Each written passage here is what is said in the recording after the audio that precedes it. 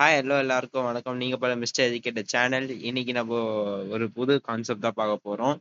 And போன கான்செப்ட்ல நம்ம எதை முடிச்சோம் என்றால் ஈகோ பொட்டன்ஷியல் சர்ஃபேஸ் முடிச்சோம். அதை கண்டினியூ பண்ற விதமா இன்னைக்கு relation between electric field and electric potential. இது ஒரு சின்ன கான்செப்ட், பட் இந்த ஃபார்முலா கொஞ்சம் முக்கியம். தியரி வைஸா இல்லாம இது வந்து ஒரு சம் வைஸா பார்த்தீங்கன்னா ரொம்ப ரொம்ப முக்கியமான ஒரு ஃபார்முலால வரும். சரி, நான் இப்போ இத பத்தி நான் வந்து இது குட்டியா குடுத்துருப்பேன். ஆனா அது வந்து ஒரு ஒரு கான்செப்ட்டா நான் எக்ஸ்பிளைன் பண்றேன் பாருங்களேன். இந்த பேர்லயே நம்மளுக்கு ஒரு இருக்கு. ரைட்? இந்த இந்த பேர்லயே நம்மளுக்கான அந்த அர்த்தம் இருக்கு பார்த்தீங்களா? Electric field and electric field potential இருக்கா? Field and potential. இப்போ எலக்ட்ரிக் ஃபீல்டோட ஃபார்முலா என்ன நம்மளுக்கு? E is equal to KQ/R². கரெக்ட்டா? நான் ஏன் எழுதுறேன்? ஐ மீன் இடம் பத்தல. சரிங்க, நான் இதுலயே போய் எழுதுறேன். நம்ம எலக்ட்ரிக் ஃபீல்டோட ஃபார்முலா நான் இங்க ஃபர்ஸ்ட் எழுதுறேன். E is equal to K. ஏவே ஒழுங்கா வரல. K இது K Q/R². கரெக்ட்டா? இதானே எலக்ட்ரிக் ஃபீல்டோட ஃபார்முலா. இப்ப அப்படியே பொட்டன்ஷியல் எலக்ட்ரோஸ்டாட்டிக் பொட்டன்ஷியலோட ஃபார்முலா என்னன்னு எழுதுறேன் பாருங்க. இது V is equal to KQ/R. இதான ஃபார்முலா. ஓகேவா? இப்போ இந்த 2 ஃபார்முலா வச்சு ரிலேட் பண்ணி இந்த இந்த கான்செப்ட் வரும். அதாவது என்ன சொல்ல வராங்கன்னா, இப்போ வந்து ஒரு சிம்பிளான டயகிராம் போட்டு சொல்லி தரேன் பாருங்களேன். இங்க ஒரு பாசிட்டிவ் சார்ஜ் இருக்குன்னு வச்சுக்கோங்க. 1 மினிட். ஓகே. இப்போ வந்து நான் டயகிராம் வச்சு உங்களுக்கு எக்ஸ்பிளைன் பண்றேன் பாருங்களேன். இப்போ வந்து ஏன் எழுத மாட்டேங்குது? வெள்ள கலர், பச்சை கலர். ஆ.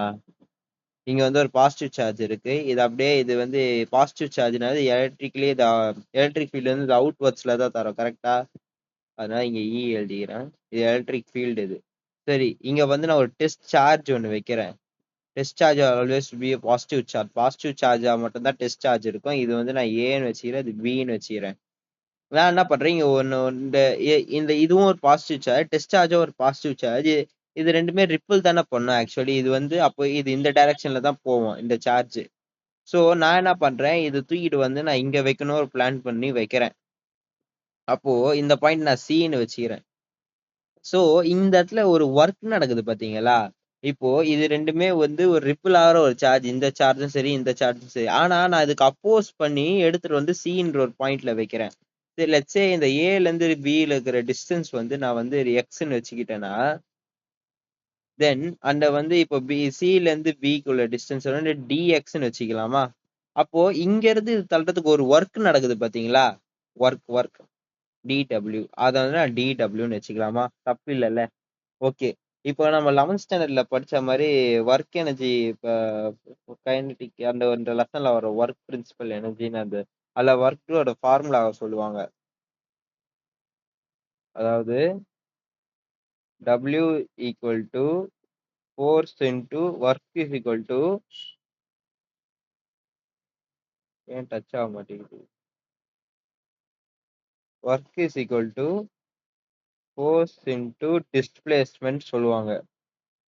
இதுதான் அந்த ஃபார்முலா. இப்போ இத பத்தி தான் நம்ம போறோம். சோ இப்போ அடுத்ததுல வந்து பாத்தீங்கன்னா, இப்போ இங்க இந்த டபிள்யூக்கு பதிலா நீங்க டயகிராமேட்டிக்ல வந்தீங்கன்னா போடலாமா? DWன்னு நம்ம ஏற்கனவே கண்டுபிடிச்சு வச்சோம். இங்க பாத்தீங்களா? இந்த DW நம்ம யூஸ் பண்ணலாமா? ஓகே. நான் அத தான் இப்போ யூஸ் பண்ணேன். DW இப்போ Wக்கு பதிலா நம்ம DWன்னு போடலாம். கரெக்ட்டா? DW ஈக்குவல் டு இங்க இங்க ஃபோர்ஸ் வந்து நான் வந்து குடுக்குறது எலக்ட்ரோஸ்டாட்டிக் ஃபோர்ஸ் தான். பட் நான் ஆப்போசிட் டைரக்ஷன்ல தரேன். இது எப்பவுமே வந்து 2 பாசிட்டிவ் சார்ஜ்மே ரிப்பிள் ஆகும். இப்போ இந்த சார்ஜ் இந்த சைடு போகும். ஆனா நான் அத அப்போஸ் பண்ணி நான் Cன்ற ஒரு இடத்துக்கு கொண்டு வந்து வைக்கிறேன். சோ வந்து இது அப்போஷன் நடக்குறனால இங்க வந்து மைனஸ் நான் குடுக்கணும். அகைன்ஸ்ட் ஃபோர்ஸ் குடுக்குறேன் நான் அதுக்கு.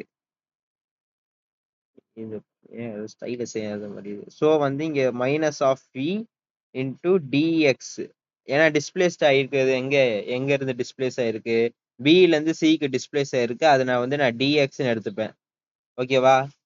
இப்போ வந்து நெக்ஸ்ட் என்ன நடக்குது? இப்போ dw இருக்கு edx நம்ம வந்து ஒரு இதை கண்டுபிடிச்சிட்டோம். இந்த இடத்துல dw ஈக்குவல் டு dvன்னு எடுத்துக்கிறோம். Change in work equal to dv. Note the point. Next வந்து அப்போ வந்து dv dw dv சப்ஸ்டிட் பண்ணலாம். மைனஸ் ஆஃப் e இன்டு dxன்னு கிடைக்கும். ஸோ வந்து இப்போ வந்து அப்போ e தான் நம்மளுக்கு தேவை. e is equal to minus of dv by dxன்னு கிடைக்கும். இதுதான் நம்ம ஃபைனலா சப்ஸ்டியூட் பண்ணிட்டு வர ஃபார்முலா. ஸோ இப்போ நெக்ஸ்ட் ஸ்லைடுக்கு போவோம் இருங்க. ஸோ இது வந்ததுக்கு அப்புறமா என்ன நடக்கும்? ஸோ வந்து இது நம்மளுக்கு கிடைச்சிச்சு இந்த ஃபார்முலா.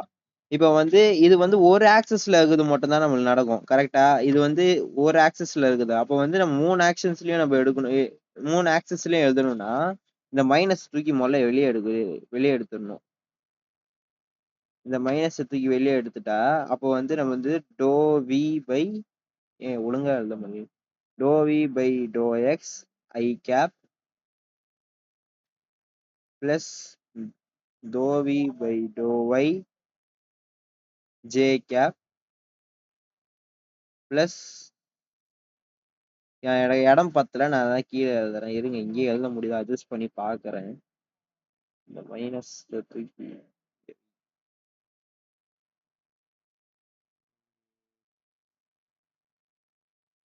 இது தூக்கிட்டு வந்து இது தூக்கிட்டு வந்து ஒட்டி வச்சேன்னா ஓரளவுக்கு இடம் கிடைக்கும். Okay right.